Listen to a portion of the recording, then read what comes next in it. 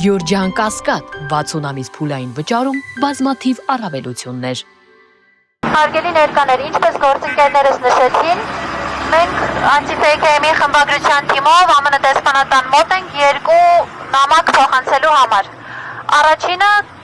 Քաղբանտարկյալ Նարեկ Սամսոնյանի կնոջ Լուսինե Առաքելյանի ուղերձն է ԱՄՆ դեսպանին, որը տեսանյութի միջոցով հրապարակվել է մի քանի օր առաջ եւ առ այս պահը որևէ արձագանք չի եղել այդ նամակին։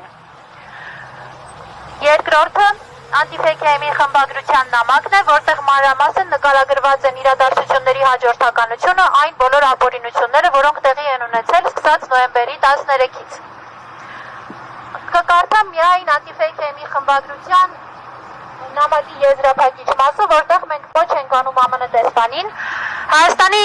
իշխանություններից պահանջել քաղաքական բանտարկյալներ Նարեկ Սամսոնյանի եւ Վազգեն Սաղաթելյանի անհապաղ ազատ արձակումը, դիվանագիտական եղանակներով բարձրացնել նրանց կալանքի քաղաքական դրդապատճառների հարցը, մշտադիտարկում իրականացնել իրավապահ մարմինների կողմից գործողությունների նկատմամբ, որոնք ուղղված են Anti-Fake-ի գործունեության սահմանափակմանը,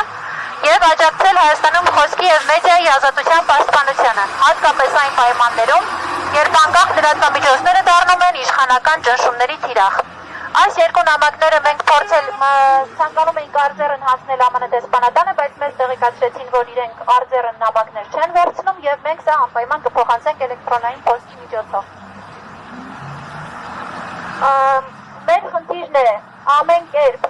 ԱՄՆ դեսպանատանը եւ բոլոր միջազգային կառույցներին, ովքեր որ կարող են շահագրգռված լինել Հայաստանում խոսքի ազատությամբ եւ մարդու իրավունքների պաշտպանությամբ, ազատ մեդիայի գործունեությամբ, տեղեկացված լինեն խնդրի մասին, որպեսզի հետագայում չասեն, մենք տեղյակ չենք։ Ազատություն բոլոր քաղաքացիներին։